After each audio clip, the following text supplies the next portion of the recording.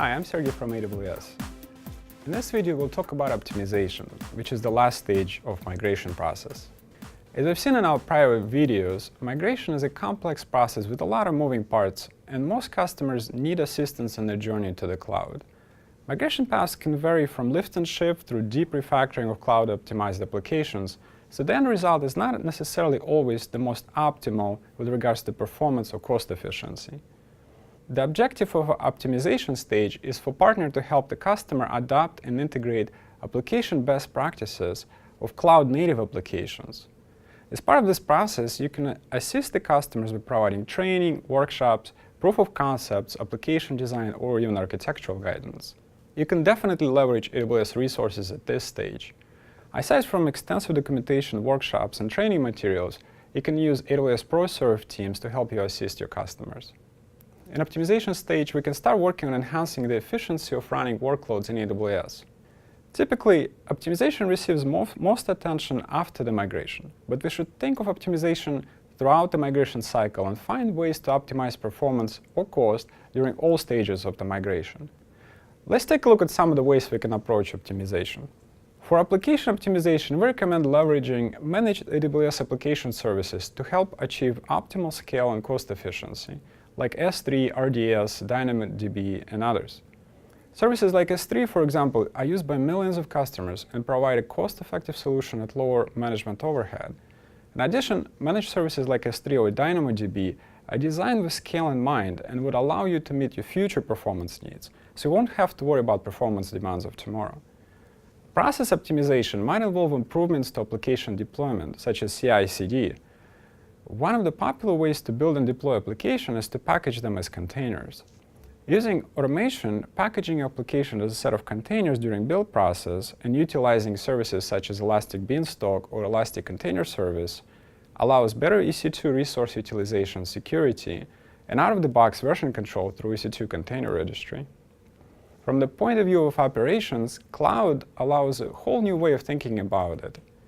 We no longer need to maintain racks of servers or deal with routers, switches, or any physical equipment, and combining flexible on-demand capacity deployment and full automation provided by AWS and tools like CloudFormation, you can now model your entire cloud footprint as a set of templates, which is just plain text YAML or JSON files, and just commit them to your source control repository. Deploying your entire infrastructure, networking, security, EC2 instances, and all other resources can be done automatically from your templates. Change to an existing environment can be applied in the same way through the process of updating infrastructure templates in your source control and subsequently deploying them through CloudFormation. This allows precise control of all your changes to your infrastructure and minimizes any errors or discrepancies related to manual changes. As far as cost optimization, reserved and spot instances could be a great way to optimize different workloads with either long-term compute capacity needs or save costs on resumable workloads that could sustain temporary interruptions. Understanding your application requirements are key here. Optimization is an iterative process that continues throughout the lifetime of application in the cloud and is essential to realize the full potential of the cloud. Fine-tuning your application always starts with monitoring. Whether you use AWS CloudWatch or AWS Partner Solution, you need to think of how you will gain insight in your application health and performance in the cloud. Take a look at your model for capturing, storing, and analyzing log files produced by your applications. Because instances come and go, storing logs locally in the long term is simply no longer appropriate. CloudTrail could be one way to accomplish this and is also integrated with CloudWatch, so you can monitor incoming log entries to surface the results as CloudWatch metrics and alerts. Once we set up our data collection and identified key metrics, we can start working on application optimization. Again, the key here is to focus our optimization efforts. We recommend leveraging AWS application services to achieve optimal cloud footprint. AWS application services such as S3 or DynamoDB are used by millions of customers, so they take advantage of massive economies of scale that are passed directly as savings to AWS customers. In most cases, you would be able to reduce your application costs if you leverage AWS application services in your application design. As an added benefit, you will also get improved scalability, mitigating the need to worry about the future performance needs. It gives you out-of-the-box fault tolerance and improved resilience. Typically, In lift and shift migration scenarios, application architecture remains largely unchanged as it moves to the cloud. Lift and shift takes an existing on-premise application and replicates it to the cloud, so monolithic applications do not automatically become service-oriented just by the fact they now run in the cloud.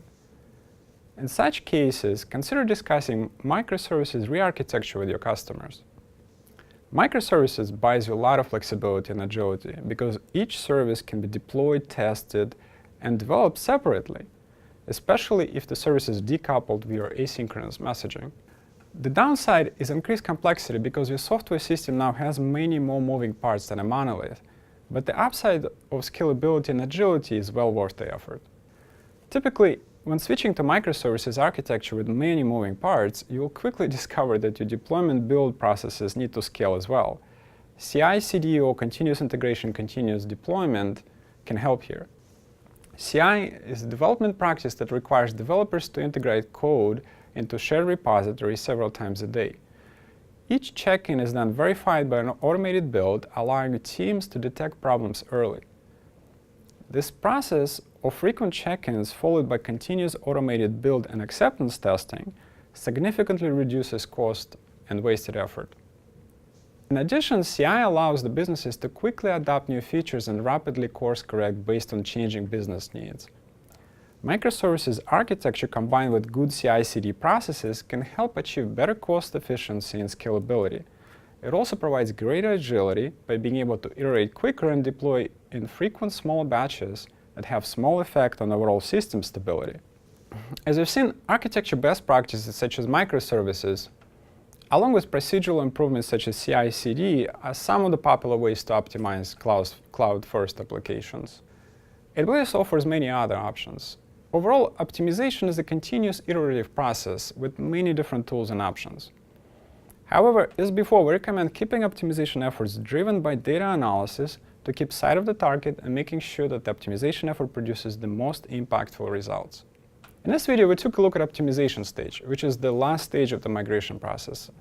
And we discussed some of the ways we could save cost or introduce operational efficiency in the cloud-enabled applications. At this point, we reviewed all stages of the migration process and all the necessary ingredients of the migration. We hope that you will find this material useful in planning your future migrations and helping your customers succeed. Thank you for watching.